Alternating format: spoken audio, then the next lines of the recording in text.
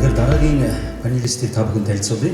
Батбаярын мөнгөн сар брэнд арт маркетинг борлуулалтын зөвлөх үйлчилгээ үзүүлэгч компани үүсгэн байгуулагч захирал мөнгөн сар панелистэйгээ тайзнаа энэ дэр наврья. Сайн байцгаана уу? Та бүхэндээ энэ өдрийн мэндийг хүргэе. Шинэ одоо санааг биднэрт одоо үргэлж маш олон ийм бизнес санаанууд явж идэг манай энэ үйлдвэрлэл бизнес эрхлэгчдийн дунд.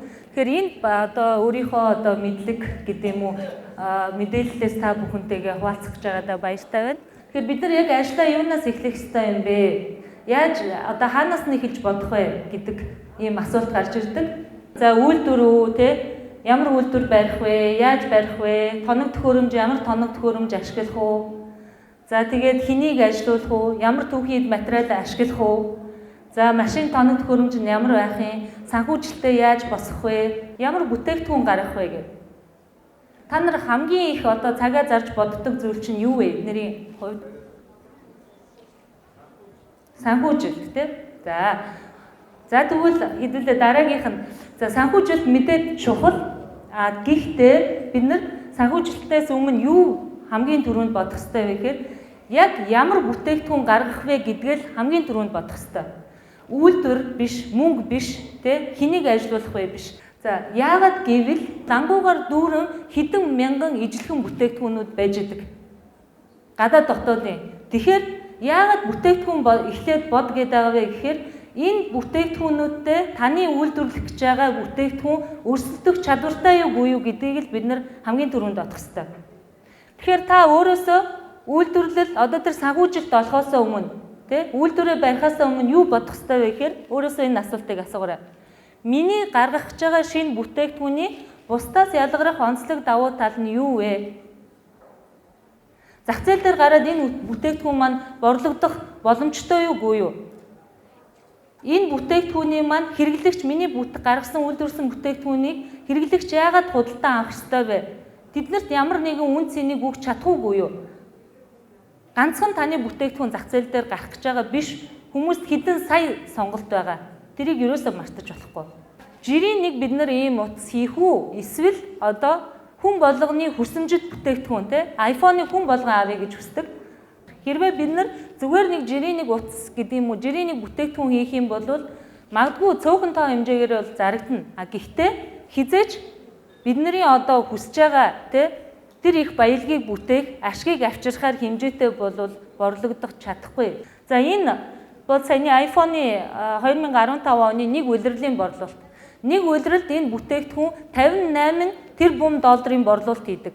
Жилийн хэмжээ нь 230 гаруй одоо тэрбум долларын борлуулалттай. Тэгэхээр биднэрт ямар бүтээгдэхүүн хэрэгтэй вэ? Ийм борлуулалтыг одоо хийх хэмжээний од бүтээгдэхүүн л хэрэгтэй. Тэгэхээр хамгийн түрүүнд ерөөсөө санаанаасаа эхэлнэ гэсэн үг. За хэрвээ одоо таны шинэ бүтээгдэхүүн чинь бусдаас ялгарах онцлог давуу тал өөртөө шингээгээгүй байх юм бол яах нь вэ? Үйлдвэр тоног төхөөрөмжөнд хөрөнгө оруулалт хийх гэж яарад хэрэггүй. Манай Сэлэнгэд одоо ямар брэнд бүтээгдэхүүн байдаг вэ? За химээлийн талх, даршилсан ногоо, утсан загас, цэвэр зүгийн бал, цэцгийн тоос, төрөл бүрийн одоо органик хүнсний ногоо гэх мэт бол маш олон зүйл бол бид нар хэлж чадна. Тэгэхээр юу гэдэм бусад аймагтай харьцуулахад, орон нутагтай харьцуулахад хамгийн их нөөц болцоотой үйлдвэрлэл явуулах ийм орон нутаг байгаа. Тэгэхээр бид нар юуг зүгээр анхаарах хэрэгтэй вэ гэхээр энэ бүтээгдэхүүнүүдэд бид нар үн цэнийг илүү нэмж өгөх хэрэгтэй. Зүгээр одоо юу гэдэг ногоогоо тэр чигээр нь аваачаад ингээд бөөний үнээр хилээ зарах биш.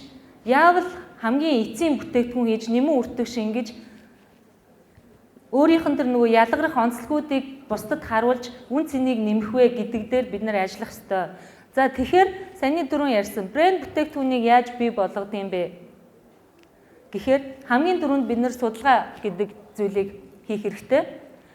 За ямар судалгаанууд хийгддэг вэ гэхээр зах зээлийн судалгаа, өрсөлдөгчийн судалгаа, хэрэглэгчийн зан төлөв, за үн зорилттой хэрэглэгч гэдэг бүтээгдэхүүн хэр том зах зээлтэй юм бэ? Энд хэдэн тэрбум төгрөг эргэлддэг юм.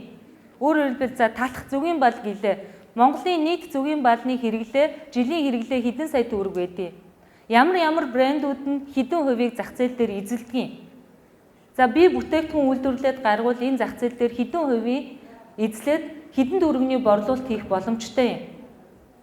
За тэгээд эргээд оруулсан хөрөнгө оруулалтаа ямар хугацаанд нөхөж чадах вэ?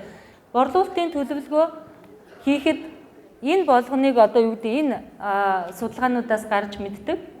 Хинд зориулж бид нар ямар бүтээгдэхүүн хийх вэ гэдэг маш чухал. Тэгэхээр хэрэглэгч зах зээл юу хүсдэг вэ? Бид нар өөрсөндөө таалагдсан бүтээгдэхүүн хийж өрөөсөө болохгүй. Тэр бүтээгдэхүүнийг худалдаж авах гэж байгаа хүмүүст таалагдсан бүтээгдэхүүн хийх ёстой. Энэ судалгаан дээр бид нар 5-10 сая төгрөг тодорхой хэмжээний одоо зардал хөрөнгө зарцуулснаар цаашаага тэр 2-300 сая төгрөг 2-3 тэрбум төгрөгөө салхинд хийсэх үү те баялаг болгож өөртөө авч үлдэх үгүй юу гэдгээ эндээс шийддэг. Нэгдүгээр дүрм бүх те зах зээл бүх хүнд зориулсан бүтээгдэхүүн гэж юусоо байдгүй. Энийг бид нар аягүй сайн ойлгох хэрэгтэй. Хэрэглэгч юу гэдэг нь нас, хүйс, боловсрол, мэдлэг, амьдралын хэв маяг, ертөнцийг үзэх үзэл, хүсэл сонирхлоороо маш олон бүлэг хуваагдж байдаг. Тэгэхээр бид нар амжилттай байхын тулд хинт зориулах вэ гэдгээ тодорхойлох ёстой. За тэгэхээр бид нар саяны хинт зориулж хийх вэ гэдгээ гарсны дараа энэ брендийн бодлого концепт гэж хэлдэг. Ийм зүйлийг одоо хийж гаргах ёстой. За юу гэдэг вэ гэхээр за брендийн маань бусдаас ялгарх онцлог өрсөлдөөний давуу тал нь яг юу байх вэ? Энийг бүгдийг бичнэ. За тэрний дараа брендийн дүр төрх буюу нөгөө брендийг биежүүлж боджуулдаг зүйл юу гэдэг вэ гэхээр брендийн нэр гэж байдаг. Тэ брэнд болгоно нэртэй байдаг. Лого гэж байдаг. Бүтээгдэхүүний сав баглаа бодлын бодол гэж байдаг. Тэгээ энэний дадар хэдүүлээ дараа нь цаашаага илүү дэлгэрэнгүй үзнэ. За брендийн байршил гэж ярьдаг. Энэ болохоор хаана очих вэ биш хүмүүсийн оюун санаанд бид нэр юу гэж байрших вэ? Тухайн бүтээгдэхүүний нөгөө сонгох хамгийн гол шалтгаан ерөнхийдөө брэндүүд энэ концепт гэдэг юмаа боловсруулчаад хилээд явд. За Coca-Cola юу гэдэг вэ? Брендийн байршил нь аз жаргалын амт гэдэг шүү дээ. Тэгээ Coca-Cola тэгээд тэрийг нөгөө зорилтод хэрэглэгчтэйгээ коммуникацид оруулаад явуулаад байдаг. Coca-Cola уухаар ийм аз жаргалтай болох юм шиг рекламнууд өрснүүд одоо юу гэдэг тийм мэдээллүүдийг бид нарт өгөөд байдаг үстэй. Бүх реклам нь тийм явдаг. За энэ жишээ байна. За нэг нь болохоор Heineken, нөгөөх нь болохоор Сингур бид нарын сайн мэддэг бүтээгдэхүүнүүд. Тэгэхээр зорилттой зах зээл гэж яриад байгаа. За Heineken-ийн зорилттой зах зээл нь хин юм бэ? Энэ хоёр бүх хүн зориулж хийгээгүй. За Heineken-ийн хувьд бол одоо өөрсдийнх нь тодорхойлсноор хамгийн дээд зэрэглэлийн чанартай бүтээгдэхүүн хэрэглэхийг эрхэмлэгч ийм хүмүүс зориулсан байна. За Сингурийн хувьд бол юу гэж вэ? Шинэхэн зөөлөн амттай шарын аргийг одоо уухыг эрхэмлэгчтэй зориулсан бүтээгдэхүүн. За тэгэнгүүтээ бүтээгдэхүүний онцлог давуу талаа болохоор Heineken бол уламжлалт технологийн дагуу за А зэрэглэлийн хөрөнгийг ашиглан үйлдвэрлэдэг. Ерөөс чанар бол эдний хувьд хамгийн одоо онцлог зүйл нь юм байна. Онцлог давуу тал нь. За Сингурийн хувьд болохоор шин, сэнгэнсэн, илүү зөөлөн амттай ийм бүтээгдэхүүн. Тэгээ хамгийн гол нь дотооддоо үйлдвэрлэдэг учраас үргэлж шин байдаг гэдэг энэ одоо мессежийг авч явж штэ. За хүмүүсийн оюун санаанд Heineken гэхээр юу бодог вэ? Дээд зэргийн чанартай бүтээгдэхүүн тий? Дэлхийн чанартай, дэлхийн хэмжээний одоо чанартай дээд зэргийн бүтээгдэхүүн гэж бодог. А Сингур болохоор дэлхийн зиндааны ам чанартай өөрсдийгөө бас ингэж тодорхойлоод байгаа. Яг ингэж Heineken шиг би дэлхийн пивгээгүй. Гэхдээ тэр хэмжээний чанартай, тэгтээ шинэхэн дотооддоо үйлдвэрлэсэн Монголын хамгийн сэтгэл сэргээн шарын ариг гэж нэрлэдэг юм ээ. Нэр ямар их чухал хүчтэй вэ гэдгийг хэдүүлээ. Бүтээгдэхүүний нэрээ бодож олохдоо тухайн бүтээгдэхүүний шинж чанарыг илэрхийлсэн хүнд тогтооход хялбар аль болох богиндоо нэр өгвөл зүгээр байдаг. Нэрний бас дүрм гэж байдаг л нэр яаж олдгийг. Сингур гэдэг нэр түрүүн хэлсэн сэнгэнсэн амттай одоо хамгийн сэтгэл сэргэм шарын ариг өөрсдийгөө зах зээл дээр байршуулчаад байгаа шүү дээ. Тэгэхээр хүмүүс бол тэр нөгөө хүйтэн юм байна, сэнгэнсэн юм байна гэсэн мэдрэмж бол төрхөн нь шүү дээ. Бүтээгдэхүүний сав баглаа боодлын ерөнхий дизайн нь болохоор цагаан цэнхэр өнгийг түлхүү ашигласан байгаа. Хүйтэн, сэнгэнсэн гэд. За дээрэс нь энд сайн харагдаж байна уу? Тэр цасны талс зурсан байгаа те бас нөгөө хүйтэн гэдгээл бидний оюун санаанд суулгах гад тэр нөгөө бүтээгдэхүүнийхээ онцлог давуу талыг харуулах гэдэг байгаа байхгүй юу? За бүтээгдэхүүний тэр нөгөө үндсэн түүхийн эд материалыг илтгэсэн тэр нөгөө улаан буудаа зүрх цэцгийг болохоор алтан шар өнгөөр нь те илэрхийлсэн байна. За тэгээд дэлхийн зиндааны ам чанартай бүтээгдэхүүн гэ өөрсдийгөө тодорхойлсон юмс.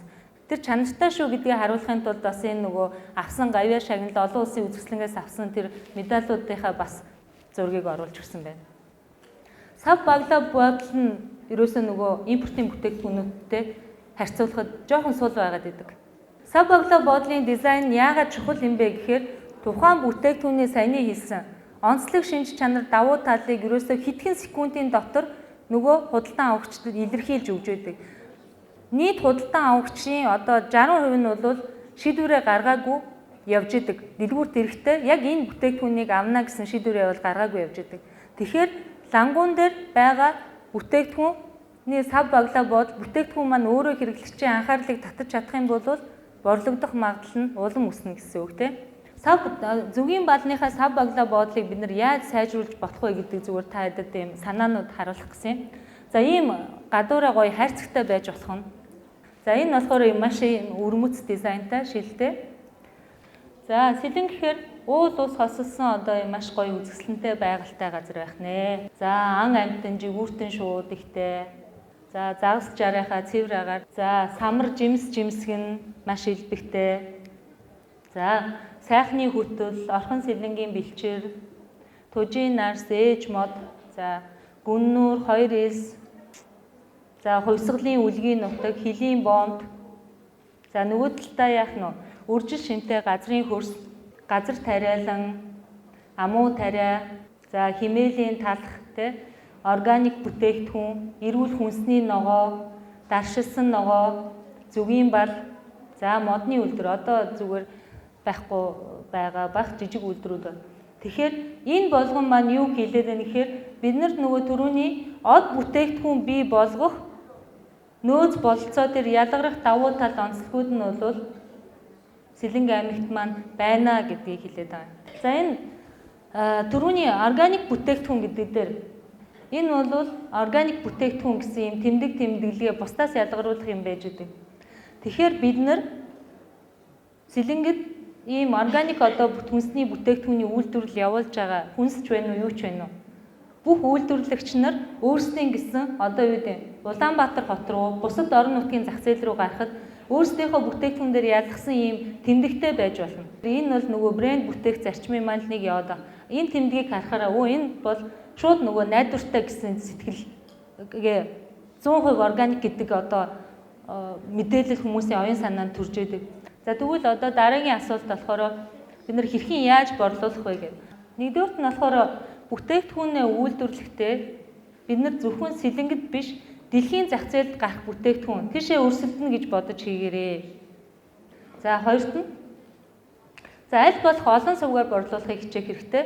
Өөрөөр хэлбэл яагаад Сэлэнг рүү захид зөвгийн балаа аваад байгаа юм бэ гэхээр Улаанбаатар хотын дэлгүүрүүдэд байдаггүй байхгүй юу? Тэ? Тэгэхээр тийшээ энэ сүлжээ дэлгүүрүүд рүү энэ органик бүтээгдэхүүнээ нэвтрүүлэхийг хичээгээрэй. За мэдээж нөгөө нэг чухал хэсэг нь болохоор өвөр урамшууллаа бас зөв тогтоох хэрэгтэй. Тэхийн тулд тэр нөө өрсөлдөгчийн үнийн судалгаа гэдэг зүйл мүйлдийг одоо бид хийгээд явах хэрэгтэй. Эргээл нөгөө судалгаа руу орно. Бүтээгдэхүүнээ зах зээлд яаж таниулах юм бэ гэдэг. За энэ бол мэдээж бид нар маркетинг хийх ёстой гэсэн үг. Идэвхжүүлэлт хийх ёстой гэсэн үг. Маркетинг, борлуулалт маркетингийн зардал гээд мөнгө суулгаад өгдөг байхгүй юу? Тэгэхээр энэ заавал энийг одоо төсөл хийж байгаа бол энэ одоо зардлыг суулгаж өгөөрэй. За суулгасан бол өстой яаж игээд нөгөө нэг энийг хадгалж хамгаалж үлдээд яг бүтээгдэхүүнээ борлуулахдаа таниулах, зах зээл таниулахдаа ашиглаарай. Тэгээд хамгийн сүүлд нь бол мэдээж бүх юмыг нэг хүн ганцаараа хийх одоо хэцүү.